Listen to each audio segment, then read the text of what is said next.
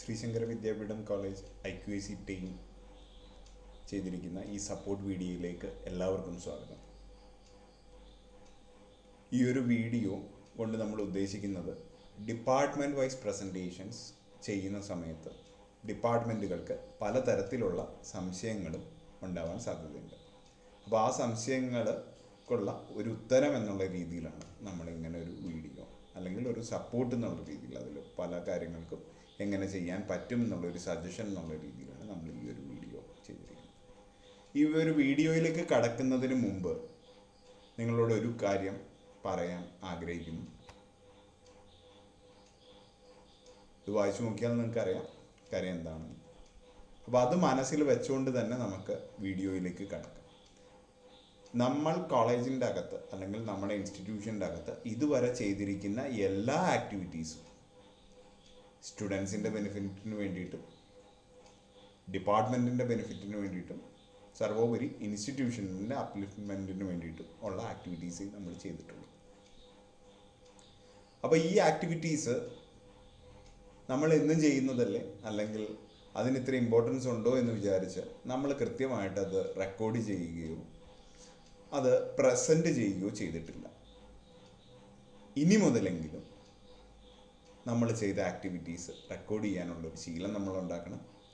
ഈ ഒരു പ്രസൻറ്റേഷൻ്റെ അകത്ത് നമ്മൾ ചെയ്ത എല്ലാ ആക്ടിവിറ്റീസും വരുത്തുകയും നമ്മൾ വേണം. ഡിപ്പാർട്ട്മെൻറ്റ് വൈസ് പ്രസൻറ്റേഷൻ്റെ അകത്ത് ഇതുവരെ നമ്മൾ ചെയ്ത ആക്ടിവിറ്റീസ് അങ്ങനെ അത് വരുത്തി കഴിഞ്ഞാൽ അതിൻ്റെ അകത്ത് ഏതൊക്കെ ആക്ടിവിറ്റീസ് ഇത് കാണുന്ന ബാക്കിയുള്ളവർക്കും മനസ്സിലാവും ചില ആക്ടിവിറ്റീസ് അവർക്കും ചെയ്യാവുന്നതായിരുന്നു എന്നുള്ളതും, അല്ലെങ്കിൽ ഈ ആക്ടിവിറ്റീസ് ഞങ്ങളും ചെയ്തതാണല്ലോ, ഞങ്ങളിത് റെപ്രസെൻ്റ് ചെയ്തില്ലല്ലോ എന്നുള്ളതൊക്കെ പലർക്കും തോന്നും.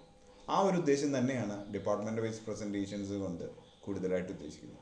അപ്പോൾ നമ്മൾ ചെയ്ത ആക്ടിവിറ്റീസ് ബാക്കിയുള്ളവരുടെ മുമ്പിൽ പ്രസൻറ്റ് ചെയ്യാൻ പറ്റുന്ന ഒരു കാര്യമാണ്. അതേപോലെ തന്നെ ബാക്കിയുള്ളവരുടെ ആക്ടിവിറ്റീസ് നമുക്ക് കേൾക്കാം, അതിനനുസരിച്ച് നമുക്ക് ഇമ്പ്രൂവും ചെയ്യാൻ പറ്റും എന്നുള്ള ഉദ്ദേശമാണ് ഡിപ്പാർട്ട്മെൻറ്റ് വൈസ് പ്രസൻറ്റേഷൻസിലേക്ക് പോകുന്നത്. അപ്പോൾ അത് പോകുമ്പോൾ തന്നെ എല്ലാവർക്കും എങ്ങനെ പ്രസൻറ്റ് ചെയ്യണം എന്നുള്ളതിനെക്കുറിച്ച് ഒരു ഡൗട്ട് ഉണ്ടാവാൻ സാധ്യതയുണ്ട്. അതൊരു സജഷൻ ഉള്ളത് ക്രൈറ്റീരിയ വൈസ് തന്നെ ഡിപ്പാർട്ട്മെൻറ്റ് ആക്ടിവിറ്റീസ് പ്രസൻറ്റ് ചെയ്യുന്നത് നല്ലതായിരിക്കും. 7 ക്രൈറ്റീരിയയുടെ കീഴിൽ ഡിപ്പാർട്ട്മെൻറ്റിലെ ആക്ടിവിറ്റീസിനെ നിങ്ങൾ തന്നെ ഗ്രൂപ്പ് ചെയ്ത് ഓരോ ക്രൈറ്റീരിയയ്ക്ക് കീഴിലും നിങ്ങൾ ചെയ്ത ആക്ടിവിറ്റീസ് പ്രസൻറ്റ് ചെയ്യുന്നത് വളരെ നല്ലതായിരിക്കും. ക്വസ്റ്റ്യൻസ് ബേസ്ഡ് ആയിട്ട് ഡേറ്റ കളക്ട് ചെയ്യുകയും അതിനനുസരിച്ച് പ്രസൻറ്റേഷൻ ഉണ്ടാക്കുകയും ചെയ്യുന്നത് നല്ലതായിരിക്കും. ഒരു കാര്യം മനസ്സിൽ വയ്ക്കാം, ഇത് നാക്ക് പിയർ ടീം വരുമ്പോൾ ചെയ്യുന്ന ഒരു പ്രസൻറ്റേഷൻ അല്ല. അതിനു മുമ്പ് നമ്മൾ ചെയ്ത ആക്ടിവിറ്റീസ് നമ്മുടെ കൂടെയുള്ളവരെ അറിയിക്കാൻ വേണ്ടിയിട്ട് ചെയ്യുന്ന ഒരു പ്രസൻറ്റേഷൻ മാത്രമാണ്. അപ്പോൾ അതിൻ്റെ ഒരു ഫോർമാറ്റോ സ്ട്രക്ചറിനോ അത്ര ഇമ്പോർട്ടൻസ് നമുക്കിപ്പോൾ കൊടുക്കണ്ട. പക്ഷേ നാക്ക് പിയർ ടീം വരുന്ന സമയത്തുള്ള പ്രസൻറ്റേഷൻസ് കഴിയുന്നതും ഒരേ പാറ്റേൺ ഫോളോ ചെയ്യുന്നതൊക്കെ നല്ലതായിരിക്കും. അപ്പോൾ SSRനെ സംബന്ധിച്ചിടത്തോളം വർക്കുകളും എല്ലാവരും ആരംഭിച്ചിട്ടുണ്ടായിരിക്കും.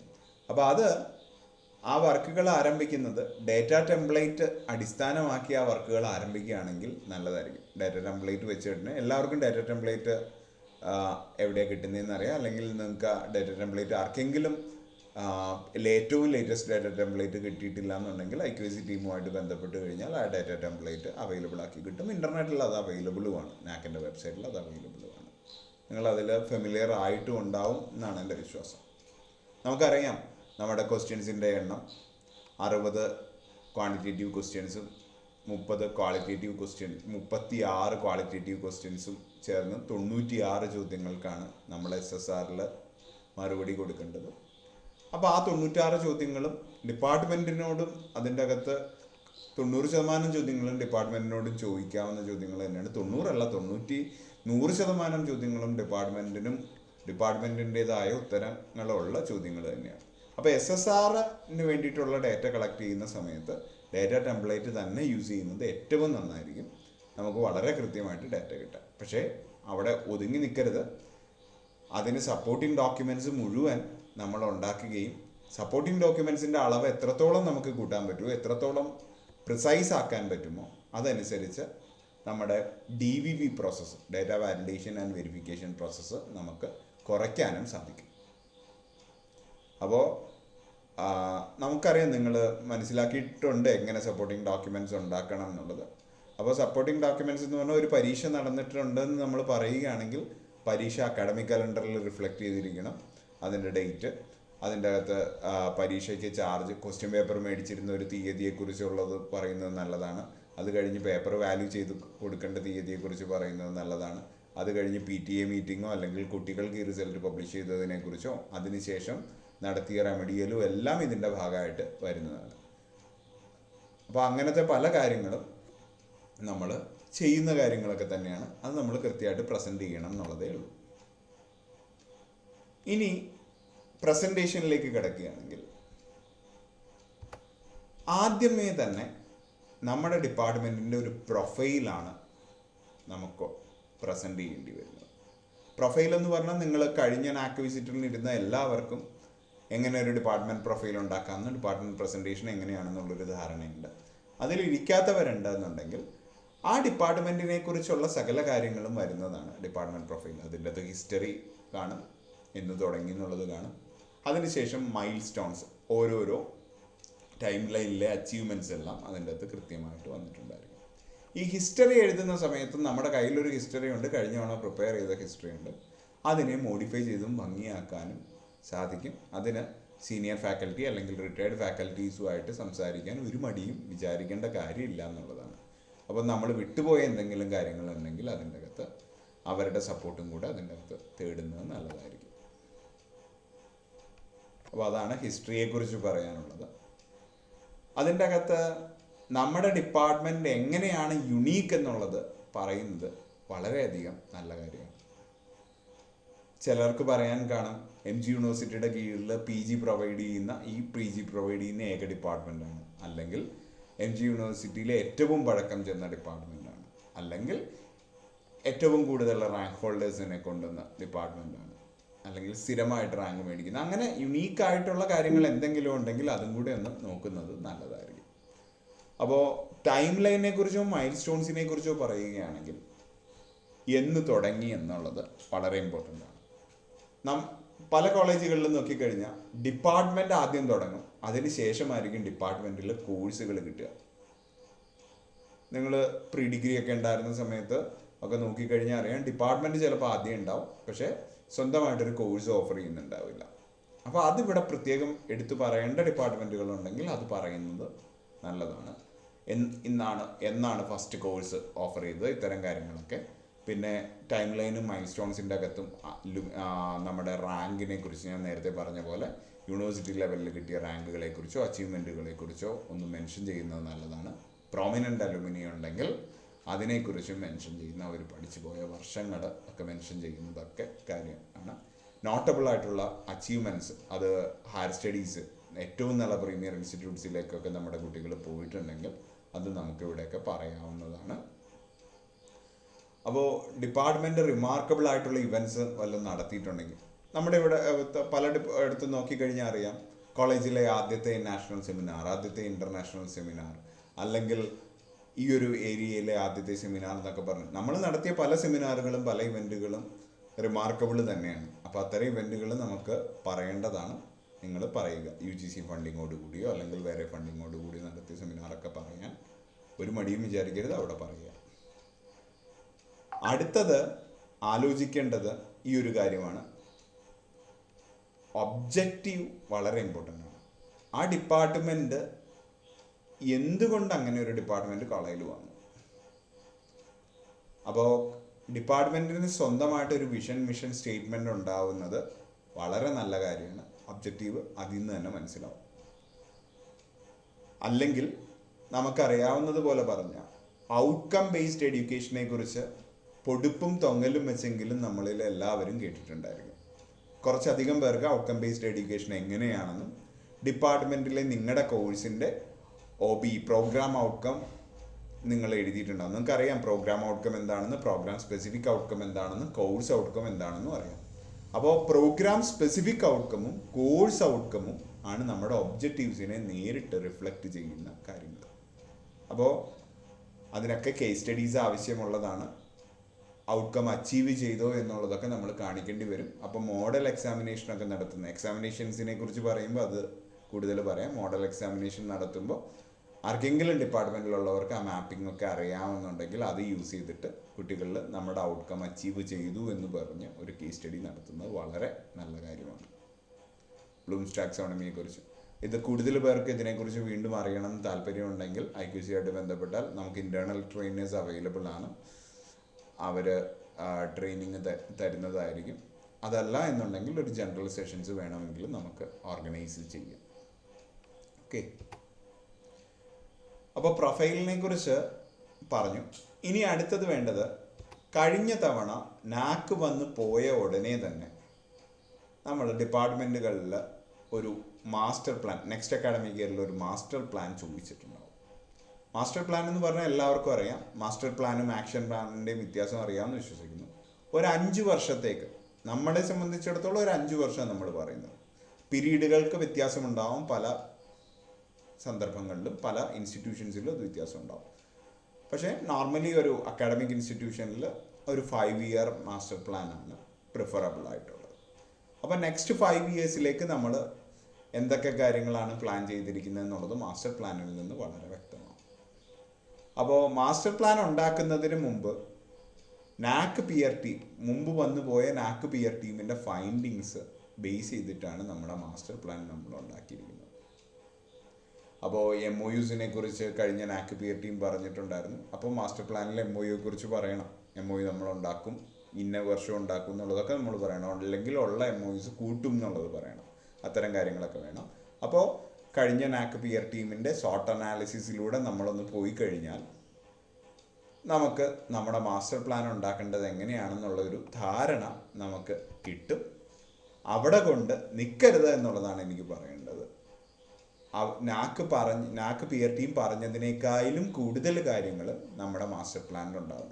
ഓരോ സൈക്കിൾ കഴിയും തോറും നാക്കും നമ്മളിൽ നിന്ന് ആവശ്യപ്പെടുന്ന എക്സ്പെക്റ്റേഷൻസ് കൂടിക്കൊണ്ടിരിക്കുകയാണ്. അപ്പോൾ കഴിഞ്ഞ തവണ വേണമെന്ന് പറഞ്ഞത് കൂടാതെ കുറച്ചധികം കാര്യങ്ങളും കൂടെ നമ്മൾ നമ്മുടെ മാസ്റ്റർ പ്ലാനിൽ ഉൾപ്പെടുത്തേണ്ടതാണ്. നിങ്ങൾക്ക് എല്ലാവർക്കും മാസ്റ്റർ പ്ലാൻ ഉണ്ടാവുമെന്ന് വിശ്വസിക്കുന്നു. ഇല്ലാത്തവർക്ക് മാസ്റ്റർ പ്ലാനിൻ്റെ സാമ്പിളോ അല്ലെങ്കിൽ അതെങ്ങനെ ഉണ്ടാക്കണം എന്നുള്ളതിനോ ഇനിയും സംശയങ്ങളുണ്ടെങ്കിൽ നമ്മൾ അതിന് സപ്പോർട്ട് തരുന്നതായിരിക്കും. ഈ മാസ്റ്റർ പ്ലാൻ എന്ന് പറയുന്ന ഒരു വലിയ പീരീഡിലാണ്. അപ്പോൾ ഓരോ വർഷവും നടത്തേണ്ട ഈ മാസ്റ്റർ പ്ലാനിനെ ബേസ് ചെയ്തിട്ട് തന്നെ ഓരോ വർഷവും നമുക്ക് ആക്ഷൻ പ്ലാൻസ് നമ്മൾ ഫോർമുലേറ്റ് ചെയ്തെടുക്കുന്നുണ്ട്. ആക്ഷൻ പ്ലാൻസ് ആണ് മിക്കവാറും നിങ്ങൾ മാനേജ്മെൻറ്റിന് എല്ലാ കൊല്ലവും സബ്മിറ്റ് ചെയ്യാറുണ്ടെന്നാണ് എൻ്റെ വിശ്വാസം. അപ്പോൾ മാസ്റ്റർ പ്ലാനിൽ നിന്നാണ് ഇത് ഡിറൈവ് ചെയ്ത് വരുന്നത്. മാസ്റ്റർ പ്ലാൻ ഇഫക്റ്റീവായിട്ട് വർക്ക് ചെയ്യണമെന്നുണ്ടെങ്കിൽ ആക്ഷൻ പ്ലാൻ വേണം. ആക്ഷൻ പ്ലാൻ കൃത്യമായിട്ട് ഇംപ്ലിമെൻറ്റ് ചെയ്താൽ മാത്രമേ മാസ്റ്റർ പ്ലാൻ ഇംപ്ലിമെൻറ്റ് ചെയ്യാൻ നമുക്ക് സാധിക്കൂ. ഓക്കെ, അപ്പോൾ ഇതിനെല്ലാം റെക്കോർഡിങ് വളരെ ആവശ്യം. മാസ്റ്റർ പ്ലാൻ നമ്മുടെ ഡിപ്പാർട്ട്മെൻറ്റ് മീറ്റിംഗ് രജിസ്റ്ററിൽ കയറി ഇറങ്ങി പോയി അപ്രൂവലും ഇതുമെല്ലാം വന്ന് നമ്മൾ കാണണം. അതേപോലെ തന്നെ ഓരോ വർഷവും ഫസ്റ്റ് മീറ്റിംഗ് തുടങ്ങുന്ന ആദ്യത്തെ ഡിപ്പാർട്ട്മെൻറ്റ് മീറ്റിങ്ങിൻ്റെ അകത്ത് ആ വർഷത്തെ ആക്ഷൻ പ്ലാൻ നമ്മൾ അവതരിപ്പിച്ചിരിക്കണം. അതിനിടയിൽ ഒരു ഇൻ്റർമീഡിയറ്റ് മീറ്റിംഗ് വെക്കാം. ഒരു 6 മാസമൊക്കെ കഴിയുമ്പോഴത്തേക്കും പ്രോഗ്രസ് ട്രാക്ക് ചെയ്യാൻ വേണ്ടിയിട്ട് അത് ഡിപ്പാർട്ട്മെൻറ്റ് മീറ്റിംഗ് മിനിറ്റ്സിൻ്റെ അകത്തുണ്ടായിരിക്കണം.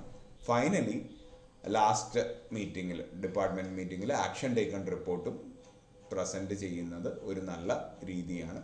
അതിനനുസരിച്ച് ഈ ആക്ഷൻ പ്ലാൻ കൃത്യമായിട്ട് നടപ്പാക്കിയോ എന്നുള്ളതിൻ്റെ തെളിവുകൾ ആ മീറ്റിംഗ് മിനിറ്റ്സിൻ്റെ അകത്ത് കൃത്യമായിട്ട് വരും. മീറ്റിംഗ് മിനിറ്റ്സ് എല്ലാവരും ഡിപ്പാർട്ട്മെൻറ്റ് മീറ്റിംഗ് മിനിറ്റ്സ് അപ്ഡേറ്റ് ചെയ്തിട്ടുണ്ടാവും. അതിൻ്റെ അകത്ത് ഇത് വിട്ടുപോയിട്ടുണ്ടെങ്കിൽ അതും കൂടി ഒന്ന് ആഡ് ചെയ്യാൻ പറ്റുമോ എന്നുള്ളത് നിങ്ങൾ നോക്കുക. ഈ ഒരു കാര്യവും കൂടെ നിങ്ങളുടെ മീറ്റിംഗ് മിനിറ്റ്സിൻ്റെ അകത്ത് പറയുന്നത് നല്ലതായിരിക്കും. ആക്ഷൻ പ്ലാനിൽ പറഞ്ഞ കാര്യങ്ങളെല്ലാം അക്കാഡമിക് കലണ്ടറിൻ്റെ അകത്ത് ഉണ്ടാവേണ്ടത് അത്യാവശ്യമാണ്. അപ്പോൾ അക്കാഡമിക് കലണ്ടറാണ് ഇനി അടുത്തത് പറയേണ്ടത്. ഒരു അക്കാഡമിക് ഇയറിലെ ഇമ്പോർട്ടൻ്റ് ആയിട്ടുള്ള ആക്ടിവിറ്റീസ് മുഴുവൻ അക്കാഡമിക് കലണ്ടറിൻ്റെ അകത്ത് റിഫ്ലക്റ്റ് ചെയ്തിരിക്കണം. ഏത് യൂണിവേഴ്സിറ്റിയുടെ കീഴിലാണോ നമ്മുടെ കോളേജ് ഉള്ളത് ആ യൂണിവേഴ്സിറ്റിയുടെ അക്കാഡമിക് കലണ്ടറാണ് നോർമൽ കേസിൽ അഫിലിയേറ്റഡ് കോളേജസ് എല്ലാം ഫോളോ ചെയ്യുന്നത്. അപ്പോൾ MG യൂണിവേഴ്സിറ്റിയുടെ അക്കാഡമിക് കലണ്ടറാണ് നമ്മൾ ഫോളോ ചെയ്യുന്നത്. ഇൻസ്റ്റിറ്റ്യൂഷൻ ആ അക്കാഡമിക് കലണ്ടറിനെ അഡാപ്റ്റ് ചെയ്യും. ഇൻസ്റ്റിറ്റ്യൂഷനിലെ ജനറൽ ആയിട്ടുള്ള കാര്യങ്ങൾ മുഴുവൻ അക്കാഡമിക് കലണ്ടറിൻ്റെ അകത്ത് വരും. അങ്ങനത്തെ ജനറൽ ആയിട്ടുള്ള കാര്യങ്ങൾ എന്ന് പറയുമ്പോൾ ഇൻറ്റേർണൽ എക്സാമിനേഷൻസ് നിർബന്ധമായിട്ടും അക്കാഡമിക് കലണ്ടറിൻ്റെ അകത്ത് റിഫ്ലക്റ്റ് ചെയ്തിരിക്കണം. യൂണിവേഴ്സിറ്റിയുടെ എക്സാമിനേഷൻ കലണ്ടറും നമ്മുടെ അക്കാഡമിക് കലണ്ടറിൽ റിഫ്ലക്റ്റ് ചെയ്യുന്നത് നല്ലതാണ്. അതുകൂടാതെ ചില ഡേയ്സ് നമ്മൾ ആഘോഷിക്കാറുണ്ട്, അല്ലെങ്കിൽ അത് ഒബ്സർവ് ചെയ്യാറുണ്ട്. അപ്പോൾ അത്തരം ഡേയ്സ് ഒബ്സർവ് ചെയ്യുന്ന സ്ഥിരമായിട്ടുണ്ടെങ്കിൽ അതൊക്കെ അതിൻ്റെ അകത്ത് വരാം. മേജർ ഇവൻറ്റ്സ് നടത്തുന്നത് അതിൻ്റെ അകത്ത് വരാം. ആർട്സോ സ്പോർട്സോ അതിൻ്റെ അകത്ത് മേജർ ഇവൻറ്റ്സ് എല്ലാം നമ്മൾ പ്രീ പ്ലാൻ ചെയ്ത് നടത്തുന്ന ഇവൻറ്റ്സ് ആണ്. അത് ടെൻറ്റേറ്റീവ് ഡേറ്റ്സ് മതി. കൃത്യമായിട്ടുള്ളൊരു ഡേറ്റ് അക്കാഡമിക് കലണ്ടറിൽ വെക്കണമെന്നില്ല. ഒരു ടെൻറ്റേറ്റീവ് ഡേറ്റ് അക്കാഡമിക് കലണ്ടറിൻ്റെ അകത്ത് വെച്ചാൽ മതി. അപ്പോൾ ഇത്തരം കാര്യങ്ങൾ മുഴുവൻ എക്സാമിനേഷനെ സംബന്ധിച്ചിടത്തോളം, ഇവൻറ്റുകളെ സംബന്ധിച്ചിടത്തോളം ഒക്കെ വരേണ്ടത് അക്കാഡമിക് കലണ്ടറിൻ്റെ അകത്താണ്. അപ്പോൾ ഡിപ്പാർട്ട്മെൻ്റൽ വെബ്സൈറ്റിൽ ഡിപ്പാർട്ട്മെൻറ്റിൻ്റെ അക്കാഡമിക് കലണ്ടർ വന്നിട്ടുണ്ട് എന്നുള്ളത് നമ്മൾ ഉറപ്പുവരുത്തേണ്ട ഒരു കാര്യമാണ്. കാര്യം ഡിപ്പാർട്ട്മെൻറ്റിൻ്റെ വെബ്സൈറ്റിൽ ഡിപ്പാർട്ട്മെൻറ്റ് കലണ്ടർ അല്ലെങ്കിൽ അക്കാഡമിക് കലണ്ടർ ഉണ്ടെങ്കിൽ ഡിപ്പാർട്ട്മെൻറ്റ് അത് ഫോളോ ചെയ്യുന്നുണ്ട് എന്നുള്ളത് നാക്കിനും തോന്നുകയുള്ളൂ. അപ്പോൾ അത് നമ്മുടെ ഡിപ്പാർട്ട്മെൻറ്റിലെ സ്റ്റേക്ക് ഹോൾഡേഴ്സിന് എല്ലാവർക്കും അവൈലബിൾ ആവുന്ന രീതിയിൽ നമ്മൾ അക്കാഡമിക് കലണ്ടർ അതിൻ്റെ അകത്ത് ഡിപ്പാർട്ട്മെൻറ്റ് വെബ്സൈറ്റിലും പബ്ലിഷ് ചെയ്തിരിക്കണം. ഇൻറ്റേർണൽ എക്സാമിനേഷൻസിനെ സംബന്ധിച്ചിടത്തോളം അക്കാഡമിക് കലണ്ടർ ഒരു പ്രൂഫ് തന്നെയാണ്. കണ്ടിന്യൂസ് ഇൻറ്റേർണൽ ഇവാലുവേഷൻ നടക്കുന്നുണ്ടോ എന്നുള്ളത് അക്കാഡമിക് കലണ്ടറിനെ നോക്കി തന്നെ പറയാം. അത് മേജർ പ്രൂഫാണ്. അതിൻ്റെ കൂടെ സപ്പോർട്ടിംഗ് ഡോക്യുമെൻറ്റ്സ് ആയിട്ട് ഞാൻ നേരത്തെ പറഞ്ഞ പോലെ തന്നെ ഇൻവിജിലേഷൻ ഡ്യൂട്ടി കൊടുത്തതിൻ്റെ തെളിവ് വേണം.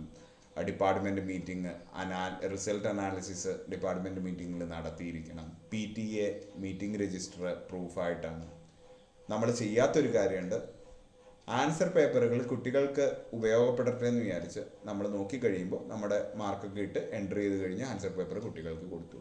പക്ഷേ നമ്മുടെ റൂൾസ് ആൻഡ് റെഗുലേഷൻസ് അത് അനുവദിക്കുന്നില്ല എന്നുള്ളതാണ് സത്യം. ആൻസർ പേപ്പറുകൾ നമ്മൾ കീപ്പ് ചെയ്യണമെന്നും ആ ഒരു പീരീഡ് യൂണിവേഴ്സിറ്റി പറയുന്ന അത്രയും പീരീഡ് ആൻസർ പേപ്പറുകൾ നമ്മുടെ കയ്യിലുണ്ടായിരിക്കണം. കാരണം എന്തെങ്കിലും ഇൻറ്റേർണൽ സംബന്ധിച്ച ഡിസ്പ്യൂട്ട് വന്നു കഴിഞ്ഞാൽ അതിൻ്റെ വെരിഫിക്കേഷന് വേണ്ടിയിട്ട് ഈ ആൻസർ പേപ്പറുകൾ കയ്യിൽ വേണം. അതുകൊണ്ട് എന്താ നാക്കും ചെയ്യുന്നതെന്ന് വെച്ച് കഴിഞ്ഞാൽ ആൻസർ പേപ്പറുകൾ വരെ ആവശ്യപ്പെടാം നാക്കിന് വേണമെങ്കിൽ. അപ്പോൾ അത് ആവശ്യപ്പെട്ടില്ലെങ്കിൽ പോലും നമുക്ക് 1-2 ആൻസർ പേപ്പറുകൾ ഒന്ന് സ്കാൻ ചെയ്ത് ഞാൻ ഈ നേരത്തെ പറഞ്ഞ ഡോക്യുമെൻസിൻ്റെ കൂടെ നമ്മുടെ അഡീഷണൽ ഡോക്യുമെൻറ്റ്സ് ആയിട്ട് സ്കാൻ ചെയ്ത് കൊടുക്കണം. അവിടെ ഓർക്കേണ്ടത് കുട്ടിയുടെ സിഗ്നേച്ചറും ആൻസർ പേപ്പറിൻ്റെ അകത്തുണ്ടായിരിക്കണം. അങ്ങനെയാണെങ്കിലേ കുട്ടി ആ മാർക്ക് എഗ്രി ചെയ്തു എന്നുള്ളത് വരുള്ളൂ. അപ്പോൾ അങ്ങനെ ഒരു പ്രാക്ടീസും കൂടെ നമ്മൾ നടത്തുന്നത് നല്ലതാണ്. ബാക്കിയുള്ള തെളിവുകളെല്ലാം ഡിപ്പാർട്ട്മെൻറ്റ് മീറ്റിംഗ് രജിസ്റ്ററിൻ്റെ അകത്തെ തെളിവുകളാണ്. അടുത്തത് അക്കാഡമിക് കലണ്ടറിൽ വരേണ്ട കാര്യമാണ്. ഞാൻ നേരത്തെ പറഞ്ഞ കാര്യം തന്നെയാണ്. അത് relevant days of national importance നമ്മൾ ഒബ്സർവ് ചെയ്യുന്നതൊക്കെ അതിൻ്റെ അകത്ത് വരണം. അതിൻ്റെ തെളിവായിട്ട് നമ്മൾ അഡീഷണൽ ഡോക്യുമെൻ്റ് ആയിട്ട് സബ്മിറ്റ് ചെയ്യേണ്ടി വരുന്നത് ബ്രോഷർ വരും, അറ്റൻഡൻസ് വരും, ഫോട്ടോഗ്രാഫ്സ് വരും, അതിനെക്കുറിച്ച് നമ്മൾ എഴുതിയിരിക്കുന്ന റിപ്പോർട്ട് വരും. ഫിനാൻസ് ഇൻവോൾവ് ചെയ്തിരിക്കുന്ന എല്ലാ ആക്ടിവിറ്റിയുടെയും ഓഡിറ്റഡ് സ്റ്റേറ്റ്മെൻറ്റ്സും നമ്മൾ സൂക്ഷിച്ചു വയ്ക്കുകയും അപ്ലോഡ് ചെയ്യേണ്ടതായിട്ട് ഉള്ള കാര്യമാണ്. ഒരു വർഷം തുടങ്ങുമ്പോൾ നമ്മുടെ ആക്ഷൻ പ്ലാനിൻ്റെ അകത്ത് പറഞ്ഞ പോലെ പ്രീ പ്ലാൻഡ് ആയിട്ടുള്ള പല ആക്ടിവിറ്റീസും അതിൻ്റെ അകത്ത് ഉണ്ടായിരിക്കും.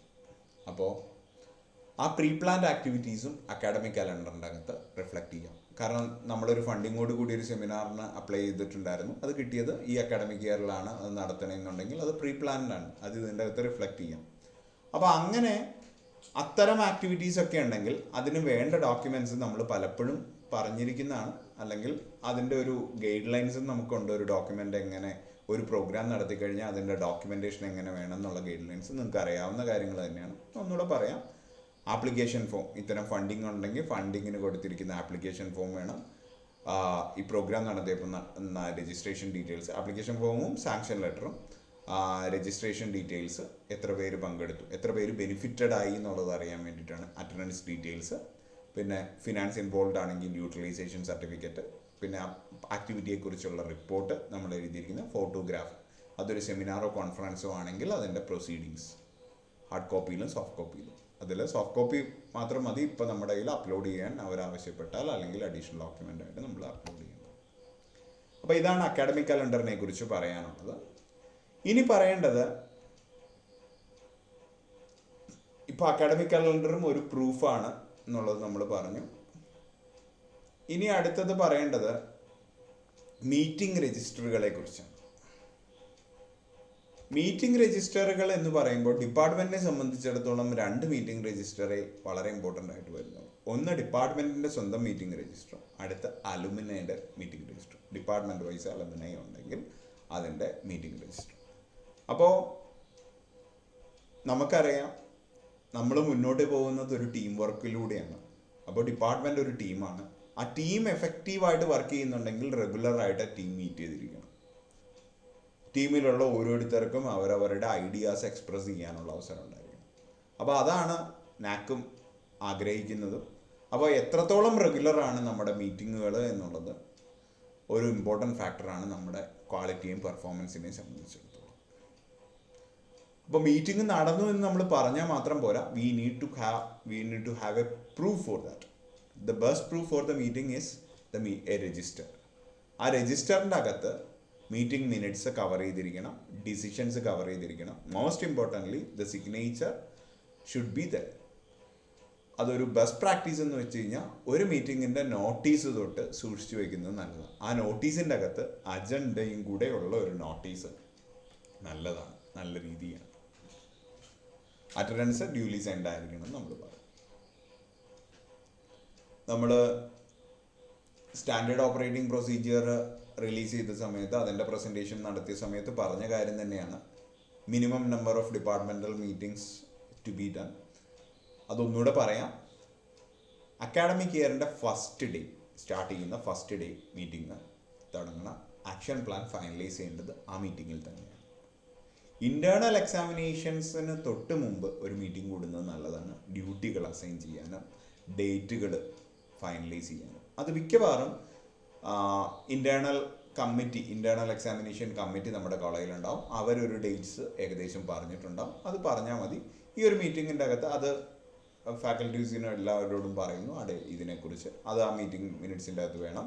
അത് കൂടാതെ ഇൻവിജിലേഷൻ ഡ്യൂട്ടീസ് ചാർജ് കൊടുക്കുന്നുണ്ടെങ്കിൽ ആ ചാർജും കൂടെ അവിടെ ആ മീറ്റിങ്ങിൻ്റെ അകത്ത് നമ്മൾ എഴുതി വയ്ക്കുന്നത് നല്ലതാണ്.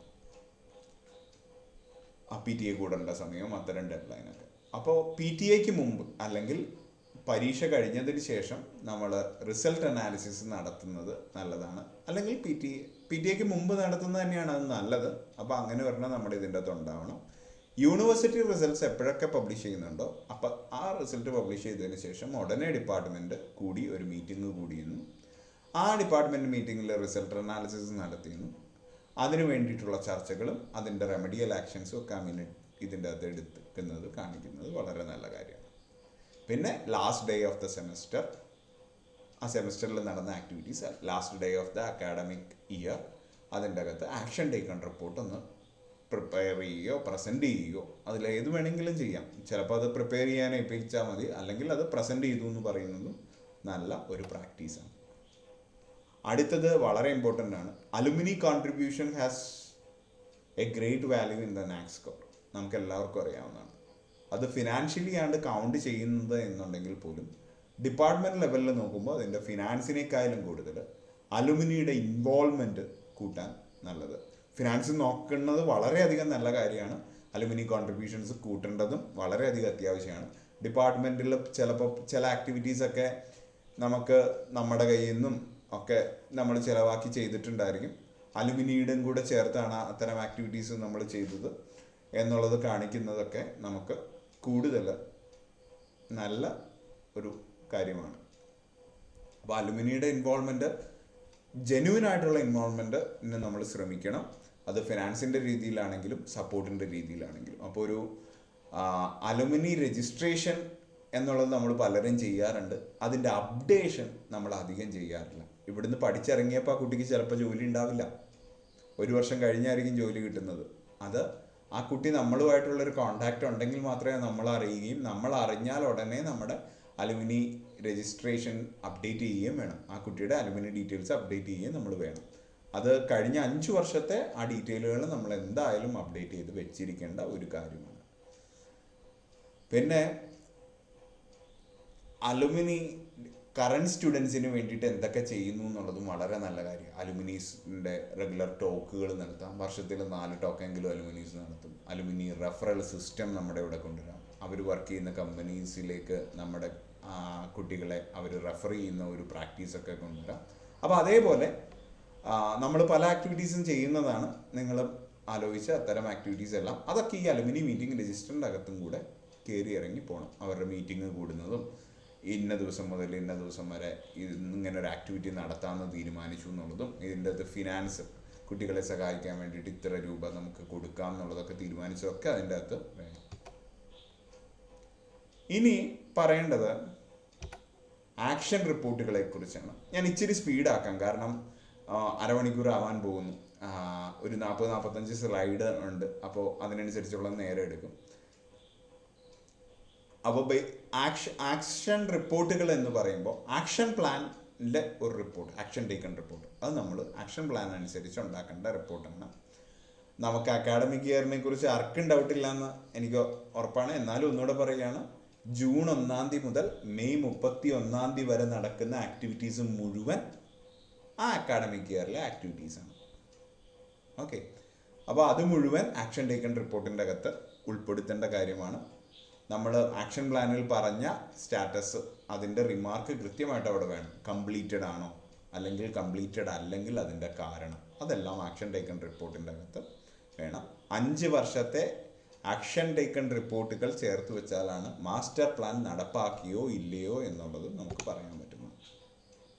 അടുത്തത് വളരെ ഇമ്പോർട്ടൻ്റ് ആയിട്ടുള്ളൊരു കാര്യമാണ് ഫീഡ്ബാക്കുകൾ. എല്ലാവർക്കും ഫീഡ്ബാക്കിനെ കുറിച്ച് അറിയാം, പലതരത്തിലുള്ള കൺഫ്യൂഷൻസും അതിൻ്റെ അകത്ത് ഉണ്ടാവും. ഞാൻ ഒന്നുകൂടെ പറയാം, ഇപ്പോഴത്തെ നാക് ക്രൈറ്റീരിയ 4 തരത്തിലുള്ള ഫീഡ്ബാക്കുകളാണ്. 4 തരത്തിലുള്ള സ്റ്റേക്ക് ഹോൾഡേഴ്സിനെ അഡ്രസ്സ് ചെയ്യണം എന്നാണ് പറയുന്നത്.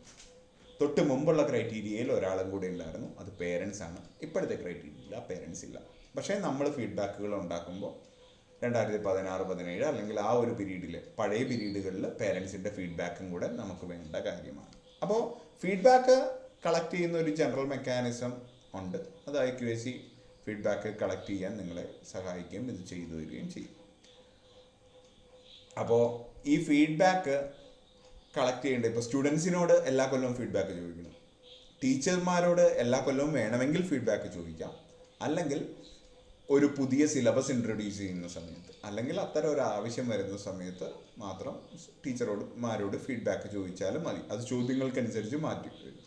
പിന്നെ അലുമിനിയോടുള്ള ഫീഡ്ബാക്ക് ചോദിക്കുന്നതും എംപ്ലോയീസിനോടുള്ള ഫീഡ്ബാക്ക് ചോദിക്കുന്നതും ഇതേപോലെ എല്ലാ കൊല്ലവും ചോദിക്കണമെന്നൊന്നുമില്ല.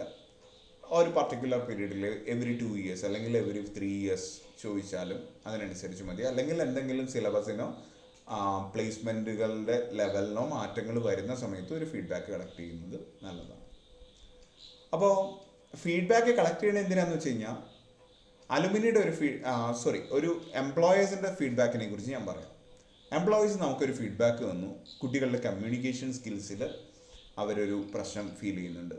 അത് നോർമലി വരുന്ന ഒരു ഫീഡ്ബാക്കാണ്.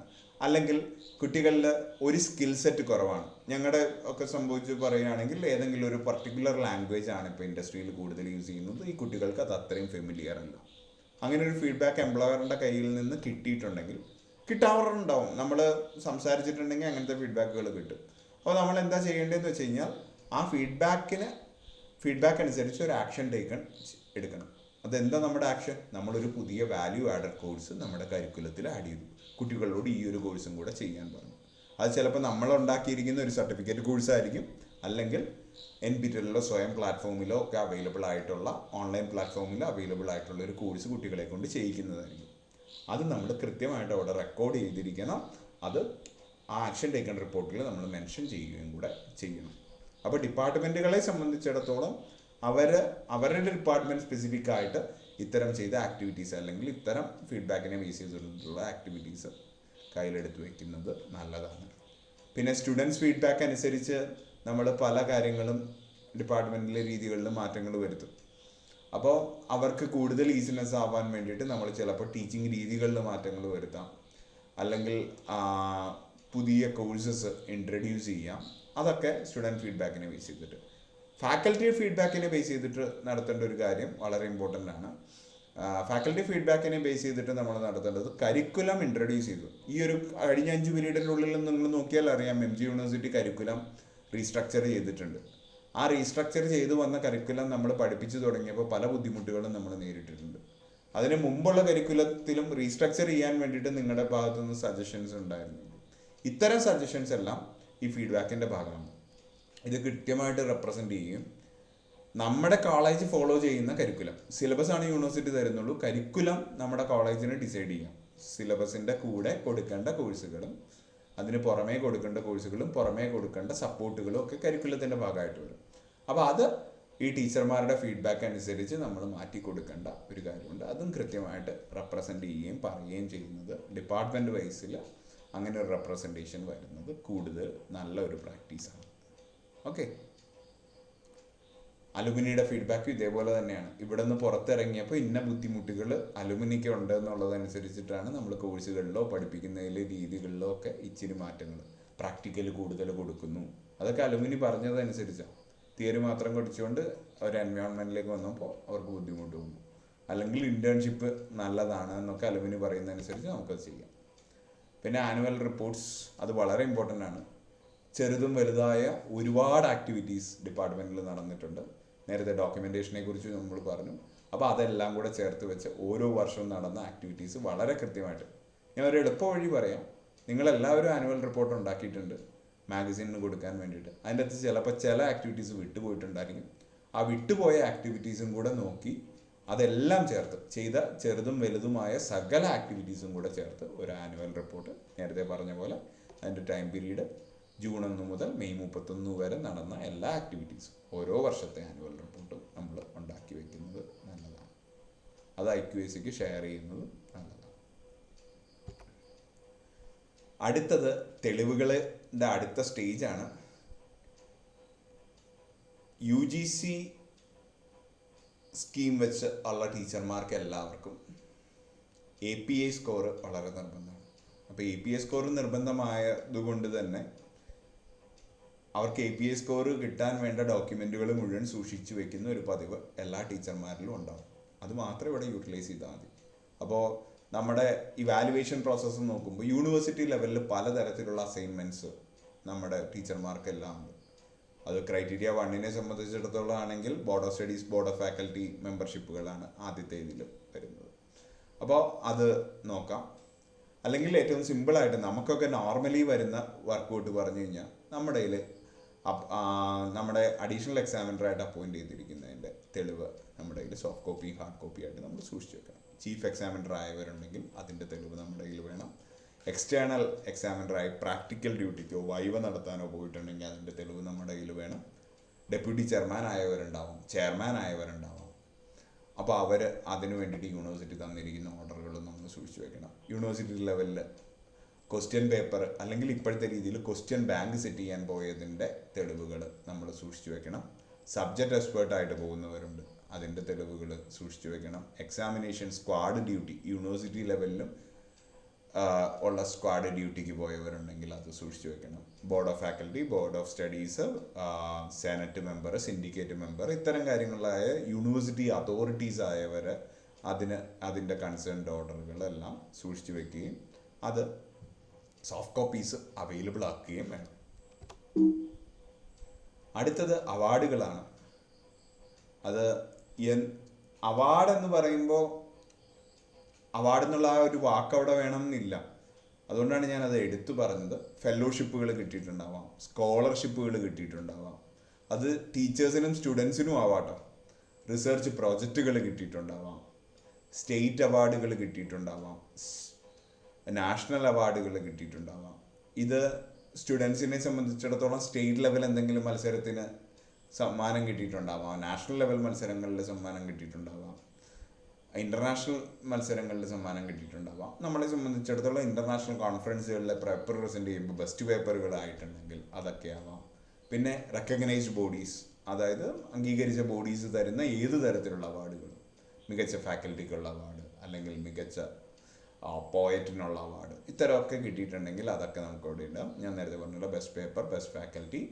പിന്നെ ഇതിൻ്റെ എല്ലാം റെക്കഗ്നീഷൻസ്, ഇപ്പം നമ്മൾ ചെയ്ത ആക്ടിവിറ്റീസ് യൂണിവേഴ്സിറ്റി ലെവലിലോ അല്ലെങ്കിൽ പഞ്ചായത്ത് ലെവലിലോ അല്ലെങ്കിൽ കോളേജ് ലെവലിലോ ഒക്കെ റെക്കഗ്നൈസ് ചെയ്തിട്ടുണ്ടെങ്കിൽ അതിൻ്റെ കൺസേൺഡ് ആയിട്ടുള്ള പ്രൂഫും നമ്മൾ സൂക്ഷിച്ചു വെക്കണം. അതും നമ്മളിവിടെ കൃത്യമായിട്ട് പറയണം.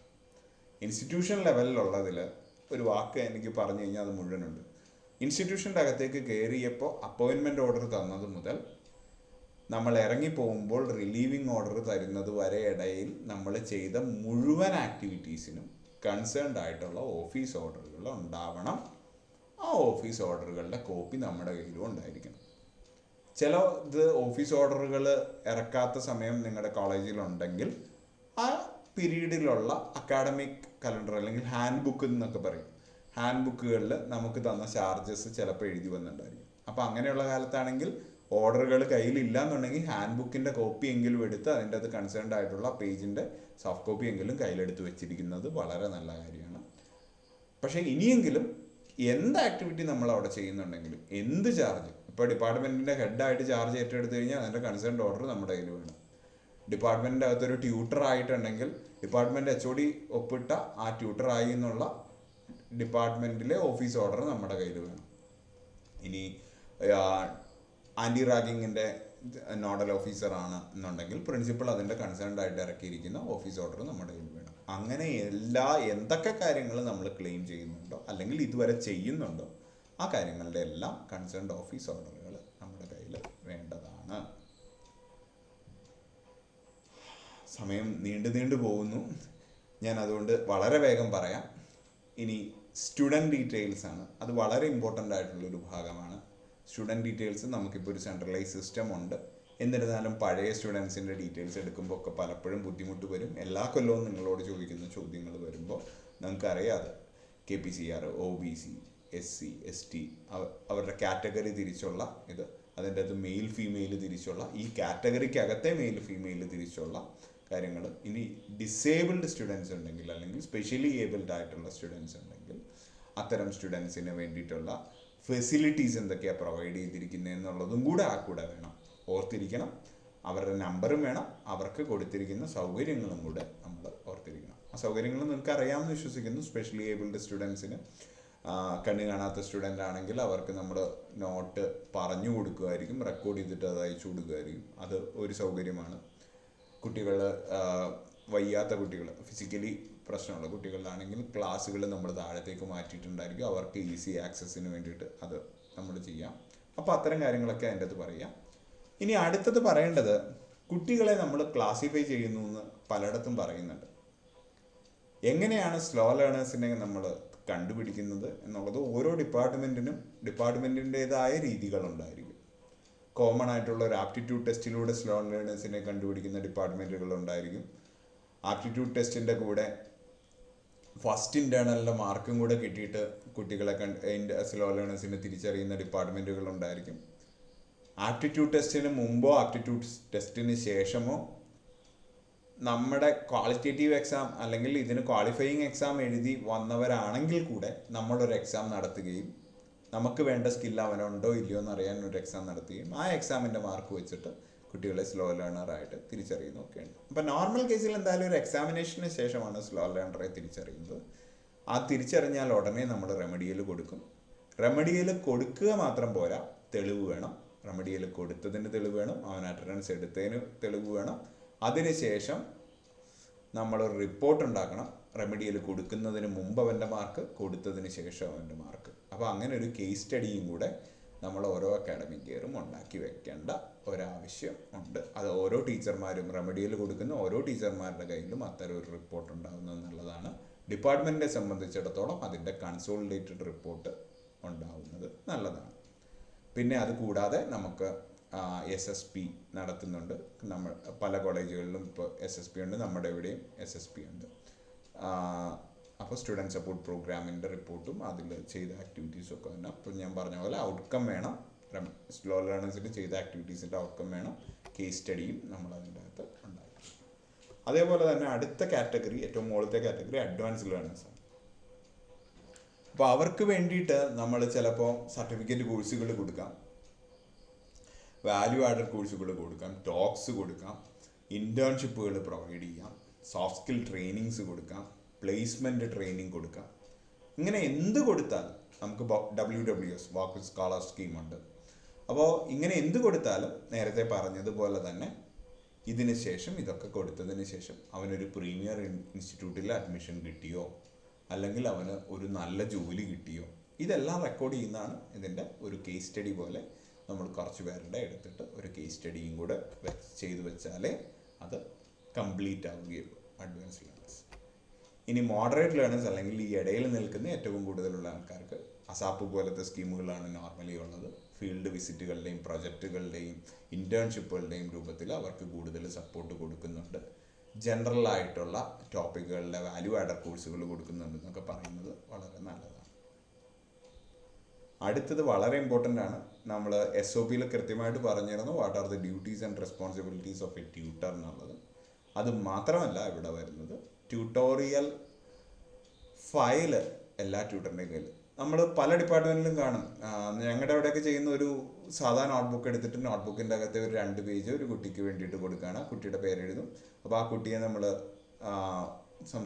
കുട്ടിയോട് സംസാരിക്കുന്ന സമയത്ത് ഇമ്പോർട്ടൻ്റ് ആയിട്ടുള്ള കാര്യങ്ങളൊക്കെ ആ ബുക്കിൻ്റെ അകത്ത് എഴുതി വയ്ക്കും. അവൻ്റെ ഫാമിലി ബാക്ക്ഗ്രൗണ്ടും അവൻ ഇഷ്യൂസ് എന്തെങ്കിലും ഉണ്ടെങ്കിൽ അത്തരം കാര്യങ്ങളും അല്ലെങ്കിൽ ഹോബീസും ഗുണങ്ങളും എല്ലാം നമ്മൾ എഴുതി വയ്ക്കും. ട്യൂട്ടർ എന്തൊക്കെയാണോ കുട്ടികളോട് സംസാരിക്കുന്നത് അത് മുഴുവൻ ഇതിൻ്റെ അകത്തുണ്ട്. അപ്പോൾ എനിക്ക് ഒന്ന് ചോദിക്കുകയാണെങ്കിലും we have a proof with us to show them നമ്മളിങ്ങനെ സംസാരിച്ചു എന്നുള്ളതും സംസാരിച്ചത് വെച്ചിട്ട് ഇതാണെന്നുള്ളത്. അപ്പോൾ അങ്ങനെ ഒരു നോട്ട്ബുക്കിൻ്റെ രൂപത്തിൽ അത് സൂക്ഷിച്ച് വയ്ക്കാം.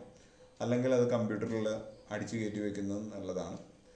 നോട്ട്ബുക്കിൻ്റെ രൂപത്തിലാണെങ്കിൽ കൂടുതൽ ജെനുവിനിറ്റി കിട്ടും. കമ്പ്യൂട്ടറിൻ്റെ രൂപത്തിലാണെങ്കിൽ അത് ചെയ്തിട്ടില്ല എന്നുണ്ടെങ്കിൽ കമ്പ്യൂട്ടറിൽ ഡോക്യുമെൻ്റ് ആക്കി വയ്ക്കുന്നത് നല്ല കാര്യമാണ്. പിന്നെ റിസൾട്ട് അനാലിസിസ് വളരെ ഇമ്പോർട്ടൻ്റ് ആണ് ട്യൂട്ടോറിയൽ റെക്കോർഡിൻ്റെ അകത്ത്. അതിൻ്റെ കാര്യങ്ങളും അതിൻ്റെ അകത്ത് വരണം.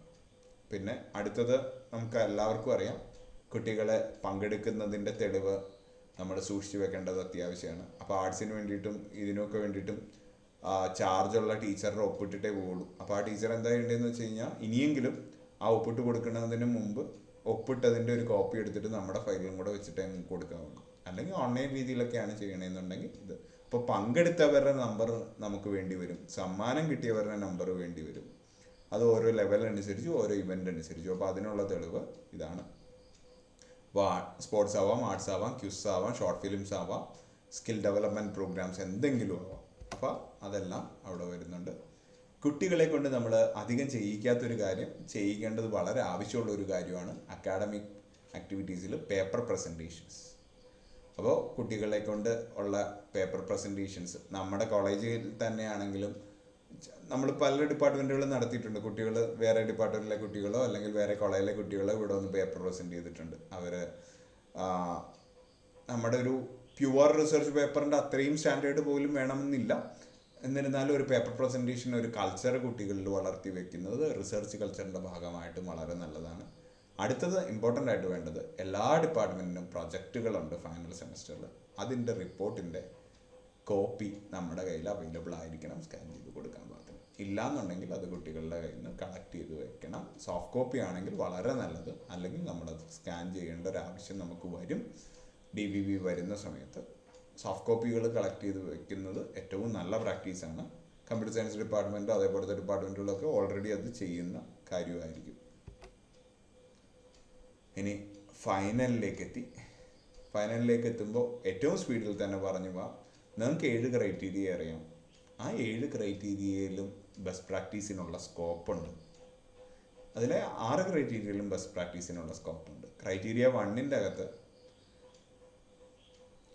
യൂണിവേഴ്സിറ്റി ലെവലിൽ നമ്മുടെ കരിക്കുലത്തെക്കുറിച്ചുള്ള അഭിപ്രായങ്ങൾ പറയുന്നത്, അതിനനുസരിച്ചുള്ള മാറ്റങ്ങൾ അവിടെ വരുത്തുന്നത് വളരെ നല്ല കാര്യമാണ്. ആഡ് ഓൺ കോഴ്സുകളും സർട്ടിഫിക്കറ്റ് കോഴ്സുകളും ഇൻട്രൊഡ്യൂസ് ചെയ്യുന്നത്, ഞാൻ നേരത്തെ പറഞ്ഞ പോലെ ഫീഡ്ബാക്കിനെ ബേസ് ചെയ്തിട്ട് അത് ഇൻട്രൊഡ്യൂസ് ചെയ്യുന്നത് നല്ലതാണ്.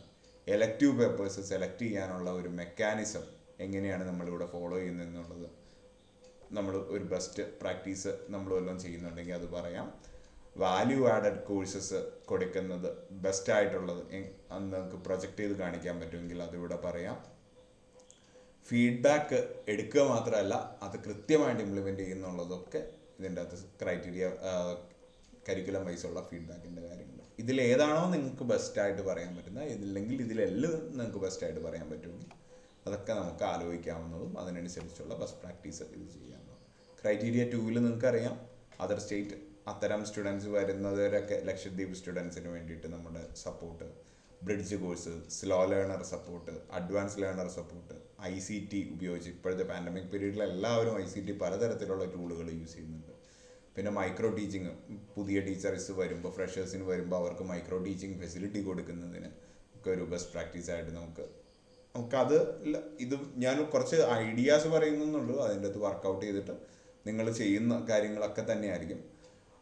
ഇവാലുവേഷൻ റിഫോംസ്, അതായത് ഓൺലൈനായിട്ട് ഒരു എക്സാമെങ്കിലും ഓൺലൈൻ മോഡിൽ നടത്തുന്നുണ്ടെങ്കിൽ അപ്പോൾ അതിൻ്റെ വാല്യുവേഷൻ വളരെ എളുപ്പം കഴിയും, കുട്ടികൾക്കും അത് ചെയ്യാനൊരു ഇൻട്രസ്റ്റ് വരും. പിന്നെ ഈ കണ്ടന്റുകൾ ഡെവലപ്പ് ചെയ്യുന്നുണ്ടെങ്കിൽ, സ്റ്റുഡൻറ്റ് സാറ്റിസ്ഫാക്ഷൻ സർവേ നടത്തുന്നുണ്ടെങ്കിൽ, അതനുസരിച്ചുള്ള ആഫ്റ്റർ വർക്കുകൾ ചെയ്യുന്നുണ്ടെന്നുണ്ടെങ്കിൽ, ഔട്ട്കം ബേസ്ഡ് എഡ്യൂക്കേഷൻ കൃത്യമായിട്ട് നടപ്പാക്കുകയും അത് വേറെ എവിടെയും നടത്താത്ത രീതിയിൽ നമ്മളിവിടെ ചെയ്യുന്നുണ്ടെങ്കിൽ ഇതൊക്കെ പറയാം. ഇതെല്ലാം ഞാൻ ഐഡിയാസ് പറയുന്നു എന്നുള്ളതേ ഉള്ളൂ. അത് വെച്ചിട്ടാണ് നമ്മുടെ ബെസ്റ്റ് പ്രാക്ടീസ് എങ്ങനെയാണെന്ന് നിങ്ങൾ പറയേണ്ടത്. ഞാനും കുറച്ച് അതിൻ്റെ അകത്ത് ഫാക്കൽറ്റി പ്രൊമോഷൻ ഓഫ് റിസർച്ചിൻ്റെ അകത്ത് ഫാക്കൽറ്റി പബ്ലിക്കേഷനെ കുറിച്ചും സ്റ്റുഡൻറ്റ് പബ്ലിക്കേഷനെ കുറിച്ചും സ്റ്റുഡൻറ്റ് പ്രോജക്റ്റുകളെ കുറിച്ചും രജിസ്ട്രേഷൻ ഫീസ് മാനേജ്മെൻറ്റിൽ നിന്ന് അല്ലെങ്കിൽ കോളേജിൻ്റെ ഏതെങ്കിലും ജനറൽ ഫണ്ടുകളിൽ നിന്ന് ചില പ്രോഗ്രാമുകൾക്കൊക്കെ നമ്മുടെ മാനേജ്മെൻറ്റുകൾ അത് കൊടുക്കുന്നുണ്ടായി. അപ്പോൾ അത്തരം കാര്യങ്ങളൊക്കെ അതിൻ്റെ അകത്ത് കൃത്യമായിട്ട് ബെസ്റ്റ് പ്രാക്ടീസായിട്ട് കൂടുതൽ എമൗണ്ട് കൊടുക്കുന്നുണ്ടെങ്കിൽ അതൊക്കെ പറയാം. പിന്നെ സ്റ്റുഡൻസോ ഫാക്കൽറ്റിയോ ഇന്നവേറ്റീവായിട്ട് എന്തെങ്കിലും കാര്യങ്ങൾ ചെയ്തിട്ടുണ്ടെങ്കിൽ അത് ഈ 3rd ക്രൈറ്റീരിയയിൽ എടുത്തു പറയേണ്ട കാര്യമാണ്. പിന്നെ എക്സ്റ്റൻഷനിൽ തന്നെ വളരെ ഇമ്പോർട്ടൻ്റ് ആയിട്ടുള്ള extension activities, social responsibility remarkable ആയിട്ടുള്ളത്, കൊളാബറേഷൻ വിത്ത് ഇൻഡസ്ട്രീസ് അല്ലെങ്കിൽ പ്രീമിയർ ഇൻസ്റ്റിറ്റ്യൂട്ട്സുമായിട്ടുള്ള കൊളാബറേഷനും കാര്യങ്ങളൊക്കെ ഇതിൻ്റെ അകത്ത് വരും. ഇതിലൊക്കെ ഒരു ബെസ്റ്റ് പ്രാക്ടീസിനുള്ള സ്കോപ്പ് ഉണ്ട്. ഇതിൻ്റെ അകത്ത് എന്തൊക്കെയാണ് വന്നതെന്ന് മാത്രമേ ഞാൻ പറയുന്നുള്ളൂ. അതിലൊക്കെ ഇപ്പോൾ സ്കോപ്പ് നിങ്ങൾക്കായിരിക്കും. ലൈബ്രറി, അതിൻ്റെ അകത്ത് ബുക്ക് ബാങ്ക് സിസ്റ്റം നമ്മുടെ ഇവിടെ നല്ലൊരു പതിവാണ്. ലൈബ്രറിയുടെ ജനറൽ റൂളിൽ കുട്ടികൾക്ക് ഇങ്ങനെ ഒരു പ്രശ്നം ഉള്ളതുകൊണ്ട് പരീക്ഷ വരുന്ന സമയത്ത് ബുക്ക് റിട്ടേൺ ചെയ്യേണ്ടി വരുന്നതുകൊണ്ട് ഡിപ്പാർട്ട്മെൻറ്റ് വൈസ് ബുക്ക് ബാങ്കുകളൊക്കെ നല്ല പ്രാക്ടീസായിട്ട് നമുക്ക് പറയാം. മാഗസിൻസ്, അതേപോലെ തന്നെ ഈ ഒരു പീരീഡിൽ മാഗസിൻസിൻ്റെ ഒക്കെ ഈ മാഗസിൻസ് കുട്ടികൾക്ക് അവൈലബിൾ ആക്കാനൊരു ജനറൽ പ്ലാറ്റ്ഫോം കൊടുക്കുന്നുണ്ടെങ്കിൽ നല്ലതാണ്. ഈ ജേണൽസും അതേപോലെ തന്നെ. പിന്നെ അലുമിനിയുടെ ബുക്ക് കോൺട്രിബ്യൂഷൻ, അതൊരു നല്ല പ്രാക്ടീസായിട്ട് നമുക്ക് പറയാവുന്നതാണ്. അലുമിനീസ് അവർക്ക് ആവശ്യമില്ല എന്ന് തോന്നുന്ന അല്ലെങ്കിൽ ഫർദർ ഇതിലേക്ക് ആവശ്യമില്ല എന്ന് തോന്നുന്ന ബുക്കുകൾ അവരുടെ ജൂനിയേഴ്സിന് പഠിക്കാൻ വേണ്ടിയിട്ട് കോൺട്രിബ്യൂട്ട് ചെയ്യുന്നു ഡിപ്പാർട്ട്മെൻറ്റിലേക്ക് എന്നുണ്ടെങ്കിൽ അതൊക്കെ നല്ലതാണ്. ഞാൻ നേരത്തെ പറഞ്ഞ പോലെ ഓഡിയോ ബുക്കുകൾ, ഈ നോട്ടുകൾ ഓഡിയോ രൂപത്തിലാക്കി ഇപ്പോൾ നമ്മുടെ കയ്യിലൊക്കെ അത് അവൈലബിൾ ആയിരിക്കും. പിന്നെ ICT facilities, smart class rooms ഒക്കെ കൂടുതലുണ്ടെങ്കിൽ നമുക്ക് ആലോചിക്കേണ്ട കാര്യങ്ങളാണ് അതൊക്കെ. പിന്നെ ക്രൈറ്റീരിയ 5ൻ്റെ അത് നിങ്ങൾക്കറിയാം.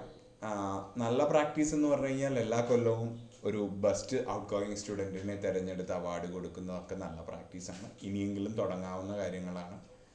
ആർട്സും സ്പോർട്സും ഒക്കെ വരുന്ന സമയത്ത് കുട്ടികളിൽ നിന്ന് തന്നെ മാനേജേഴ്സിനെ, ഡിപ്പാർട്ട്മെൻറ്റിലെ ഇത് മാനേജ് ചെയ്യാൻ വേണ്ടിയിട്ട് മാനേജേഴ്സിനെ കണ്ടെത്തുകയും അപ്പോൾ ആ ടീം മാനേജേഴ്സിൻ്റെ ഉത്തരവാദിത്തമാണ് ആർട്സിന് കുട്ടികളെ രജിസ്റ്റർ ചെയ്യിപ്പിക്കുക എന്നുള്ളത്. രജിസ്ട്രേഷൻ പ്രോസസ്സും ഈ സമയത്ത് വിളിക്കുന്നതിന് മുമ്പ് ആ കുട്ടിയെ കൺസേൺ സ്റ്റേജിൽ എത്തിക്കുന്നതും ഒക്കെ ഇത്തരം മാനേജേഴ്സിൻ്റെ ചുമതലയായിട്ടൊക്കെ കൊടുക്കുന്നതൊക്കെ നല്ല കാര്യമാണ്. ഞങ്ങളുടെ ഡിപ്പാർട്ട്മെൻറ്റിലൊക്കെ ഞങ്ങളത് ട്രൈ ചെയ്തിരിക്കുന്നതും കാര്യങ്ങളാണ്. പിന്നെ പ്ലേസ്മെൻറ്റ്സിനെ കുറിച്ചുള്ളത് അവിടെ വരാൻ, നോട്ടബിൾ പ്ലേസ്മെൻറ്റ്സ് കൃത്യമായിട്ട് പറയാം. പ്രീമിയർ ഇതിൻ്റെ ഇൻസ്റ്റിറ്റ്യൂട്ടിലേക്കുള്ള അഡ്മിഷൻസ് ഞാൻ നേരത്തെ പറഞ്ഞ സോഫ്റ്റ് സ്കില്ലും പ്ലേസ്മെൻറ്റ് ട്രെയിനിങ്ങുകളും. പിന്നെ alumni lecture series, alumni reference system പ്ലേസ്മെൻറ്റ്സിന് വേണ്ടിയിട്ട്, ഇതൊക്കെ നേരത്തെ പറഞ്ഞ കാര്യങ്ങളൊക്കെ തന്നെയാണ്. അലുമിനി ബുക്ക് കോൺട്രിബ്യൂഷൻ, അതൊക്കെ നമുക്ക് പറയാവുന്നതാണ്. അടുത്തത് ഗവേണൻസ്, ലീഡർഷിപ്പ് ആൻഡ് മാനേജ്മെൻറ്റിൽ വരുമ്പോൾ ഞാൻ നേരത്തെ പറഞ്ഞതുപോലെ ടീമിൻ്റെ effectiveness, regularity in the meetings ആണ്. അപ്പോൾ അത് കൃത്യമായിട്ട് വേണം. ടീച്ചിങ് പ്ലാനുകൾ കൃത്യമായിട്ട് ഡോക്യുമെൻ്റ് ചെയ്യണം. ഓർത്തിരിക്കേണ്ട ഒരു കാര്യം, അത് അവിടെ പറയാൻ ഞാൻ വിട്ടുപോയി. ടീച്ചിങ് പ്ലാനുകൾ അല്ലെങ്കിൽ ലെസൺ പ്ലാനുകളുടെ അകത്ത് ടീച്ചറുടെ ഒപ്പം അത് വെരിഫൈ ചെയ്ത ഹെഡ് ഓഫ് ദ ഡിപ്പാർട്ട്മെൻറ്റിൻ്റെ ഒപ്പം കൂടെ ഉണ്ടായിരിക്കണം. അപ്പോൾ ആ ലെസൺ പ്ലാൻ ബുക്ക് അത്രയും എല്ലാം എഴുതിയതിന് ശേഷം ഈ 2 ഒപ്പം കൂടെയുള്ള ബുക്കുകളെ നമുക്ക് കാര്യമുള്ളൂ. ബഡ്ജറ്റ് അപ്രൂവൽ പ്രപ്പോസൽസ്, അതായത് ആക്ഷൻ പ്ലാൻ കൊടുക്കുന്ന പോലെ തന്നെ ഇമ്പോർട്ടൻ്റ് ആണ്. ഒരു വർഷം നമ്മൾ നടത്തുന്ന ആക്ടിവിറ്റീസ് പ്ലാൻ ചെയ്തിട്ടുണ്ടെങ്കിൽ ആക്ടിവിറ്റീസിന് ഇത്ര ചിലവ് വരും, അതിന് അല്ലെങ്കിൽ ഇവിടെ മെയിൻ്റനൻസ് ഉണ്ട്, ലാബുള്ള ഡിപ്പാർട്ട്മെൻറ്റിലാണെങ്കിൽ ഇത്ര മെയിൻ്റനൻസ് ഉണ്ട്, അതിന് വേണ്ടിയിട്ട് ഇത്ര ചിലവ് വരും എന്നിട്ട് ഒരു ബഡ്ജറ്റ് പ്രപ്പോസൽ എല്ലാ വർഷവും മാനേജ്മെൻറ്റിന് കൊടുക്കുന്ന ഒരു നല്ല പ്രാക്ടീസ്, അത് സൂക്ഷിച്ചു വെക്കുന്നതും നല്ല പ്രാക്ടീസ്. അപ്പോൾ ബഡ്ജറ്റ് അലോക്കേഷൻ്റെ അകത്ത് ലാസ്റ്റ് വർക്കിംഗ് ഡേക്ക് മുമ്പ് ഒരു ബഡ്ജറ്റ് പ്രപ്പോസൽ കൊടുക്കുക. എന്നിട്ട് ഫസ്റ്റ് ഇത് വരുമ്പോഴത്തേക്കും അപ്പോൾ മാനേജ്മെൻറ്റിന് അത് അപ്രൂവ് ചെയ്ത് തരാൻ പറ്റും. അപ്പോൾ അത് ബഡ്ജറ്റ് അപ്രൂവലിൽ ആ ഒരു തുക കാണിക്കുന്നതും അവരുടെ മീറ്റിംഗ് രജിസ്റ്ററിൻ്റെ അകത്ത് ഇതൊക്കെ വരണതും നമുക്ക് പ്രൂഫായിട്ട് വേണ്ടതാണ്. പിന്നെ ഫാക്കൽറ്റീസ്ക്ക് ഞാൻ നേരത്തെ പറഞ്ഞ പോലെ ഇൻസെൻറ്റീവ്സ് കൊടുക്കുന്ന റിസർച്ചിനും ഇതിനൊക്കെ വേണ്ടിയിട്ട്. പിന്നെ FDP ഓർഗനൈസ് ചെയ്യുന്നത്, അറ്റൻഡ് ചെയ്യുന്നത്, ഇത്തരം കാര്യങ്ങൾ അപ് ടു ഡേറ്റ് ആയിരിക്കുക എന്നുള്ളതാണ് അതിൻ്റെ അകത്ത്. സോ 7ാമത്തെ ക്രൈറ്റീരിയയിൽ ഈ പറഞ്ഞതിൽ ഏതെങ്കിലും ഇല്ല ഇതിന് പുറത്തുള്ള ഒരു ബെസ്റ്റ് പ്രാക്ടീസ് നിങ്ങളൊന്ന് ഷോക്കേസ് ചെയ്ത് വയ്ക്കുക. ഡിപ്പാർട്ട്മെൻറ്റിൽ ഏറ്റവും ബെസ്റ്റ് ആയിട്ടുള്ള എന്താണെന്നുള്ളത് ഷോക്കേസ് ചെയ്യുക. By this I would like to end the session. Nearly 50 minutes കഴിഞ്ഞു. അപ്പോൾ thank you for investing this much amount of time for watching this video. If you feel any doubts or if you need any support or clarification from the IQAC team, don't hesitate to contact us. As you all know, we are open in that virtual mode now, using our virtual office in the Google Meet. We will be available from 9:30 a.m. to 4:30 a.m. every day. If you feel any difficulty in joining that Google meeting, please let us know, so that we will make necessary arrangements right away. So thank you once again. Hope we have covered almost everything. ഒരു കാര്യം കൂടി ഇതിൻ്റെ അകത്ത് പറയാനുണ്ട്. ആദ്യം പറഞ്ഞതാണ് പ്രസൻറ്റേഷൻസിൻ്റെ അകത്തുള്ളത്. രണ്ടാമത് ഈ പറഞ്ഞതെല്ലാം ചേർത്തിട്ട് പ്രസൻറ്റേഷൻ ഉണ്ടാക്കാം. നമ്മൾ പ്രസൻറ്റേഷൻ ഉണ്ടാക്കുന്ന സമയത്ത് തന്നെ തെളിവുകളും കൂടെ നമ്മുടെ കയ്യിൽ ഉണ്ടാവണം എന്നുള്ളത് കൊണ്ടാണ് ബാക്കി സ്ലൈഡുകളിൽ കൃത്യമായിട്ട് വേണ്ട കാര്യങ്ങളെക്കുറിച്ച് മാത്രം ഒന്ന് കവർ ചെയ്തു പോയത്. Okay, thank you.